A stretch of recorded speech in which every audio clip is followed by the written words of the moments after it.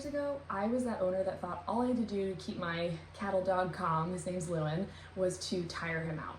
We were struggling with aggression, reactivity, and I honestly thought if I just got this working dog enough exercise, it would solve all our problems. He was barking and lunging at strangers, and it was completely impossible to get him to calm down in those situations. And that's not to mention that when he was hanging out with me at home, I couldn't get him to settle. It was extremely stressful, embarrassing, overwhelming, all of those things. Fast forward to now, I run a successful dog training business in Maine focused on solving reactivity in your high energy dogs. This journey wasn't just Lewin's, but also mine. I had to unlearn so many habits, and it set me on a learning quest to learn what really works for a high energy working dog breed and what's going to resolve this reactivity for real. So today I'm going to talk all about why tiring your dog out, like a tired dog is a good dog, is something we always hear, why that's actually working against all of your dog's barking, lunging, and reactivity, and actually making that issue so much worse.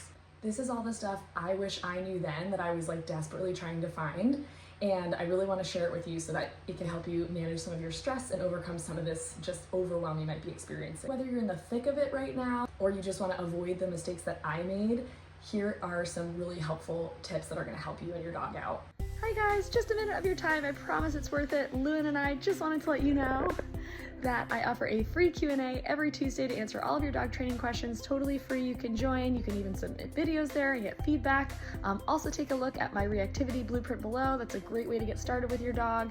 Even if your dog is not reactive, it can help prevent reactivity and also just start teaching them some great foundation skills. So please take a look at those links below and hope to see you there. So my first point, a lot of people, you get home from work, you're like, I gotta get my dog out, I gotta tire them out. You sit down to relax and you think, oh, my dog still has all this energy, I gotta tire them out some more. So you play some fetch, play some tug with them while you're sitting on the couch. This is gonna cause you some serious problems. So when you sit down to relax on the couch and start playing a game with your dog thinks that sitting on the couch is the cue for games. It's the cue for recess. It means now it's time to play. So you're sending very mixed signals to your dog. You're sitting down and relaxing and then telling them it's playtime. And so no wonder you end up with a very frustrated, demanding dog when you try to relax because they think, hey, it's recess time, and you're saying, God, no, it's time to relax. This is why instead of your dog relaxing with you, they start to bug you when you get on the phone. You sit on the couch and try to enjoy a meal or watch a movie, and they are either nudging you, barking at you, picking up their toys and putting them in your lap. All kinds of things that might drive you kind of crazy when you're trying to just settle down for the rest of the night. So how do you fix this? If you've kind of created a monster by accident, we really want to teach our dogs windows of opportunity, which is something I learned from Jay Jack. What you do for that, you teach your dog a window of time, that means it's playtime, and you cue that window with a specific word. Could be any word you want. I tend to use the word ready. And then you have a separate window of time that means, and now it's time to be calm. And you cue that with a specific word. It might be settle, it might be all done, whatever you want it to be, you just want to stay consistent. Now, most dogs are going to find it easier to do the play window, right? So we say ready, and then the toy comes out, and pretty soon they learn, oh, if I hear the word ready, it's about to be playtime. The calm window can be more challenging for your dog if they tend to be very high energy, if they are a working breed who likes to go, go, go, and they are used to go, go, go, and haven't really been told stop much. You might encounter some frustration there, but it's good for our dogs to work through that stress, work through that frustration, and learn how to calm themselves down. So you're gonna do the same process. You're gonna have a word, let's say all done, and then you can attach a leash to your dog's collar or harness, a flat collar. Obviously, always monitor your dog if they're being tied with a leash somewhere, and you're literally gonna tether them somewhere that they can't get into trouble, so they can just learn to relax on their own and learn, I can't always get what I want.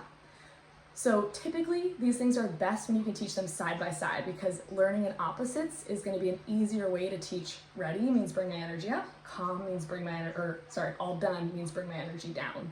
So ready, toy comes out, you play for 5 minutes, then your dog hopefully already has a leash on, you say all done, and you grab their leash, you tether them somewhere, and they look at you like, what? What are we doing? And you wait until they're calm.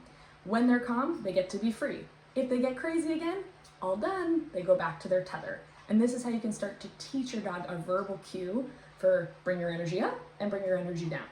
So point number 2, natural outlets and biological fulfillment for your dog. So biological fulfillment is fulfilling your dog's biological needs, and that's going to change depending on their breed.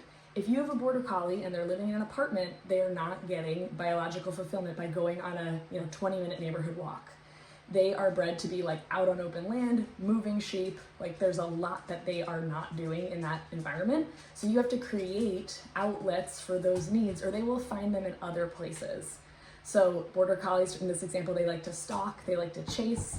So coming up with games for your dog, like a flirt pole in that situation, can be very helpful to feed some of those natural outlets for your dog. So biological fulfillment is very, very important when it comes to reactivity. And this is why exercise isn't the end all be all, because you could run that border collie for forever, and if they are just kind of taking a run around the neighborhood, they're getting exercise, they're still not fulfilling those like stalk and chase and mental needs that they might have. So exercise is also a natural stressor. So just like if you exercise a lot as a person, you'll find if you over-exercise, you have trouble sleeping. And our dogs can be the same way, where if you exercise them too much, which can be very tempting with high-energy working dogs, you overstimulate them, you stress their body, and they have a harder time relaxing. So there's a balance in everything, and you don't have to get your dog out for an hour run every day if you know how to effectively play with them in a way that meets their biological outlet. It could take 10 minutes for even a dog as crazy and hyper as yours, I promise. So if you want to learn more about how to fulfill your dog biologically, creating natural outlets for your dogs that we can start to resolve and improve their reactivity, make them happier dogs because they feel like they're getting their natural needs met, stay tuned for my next video where I'll go more into what that is and what that looks like for different kinds of dogs. But thank you so much for being here, and I look forward to you in the next video.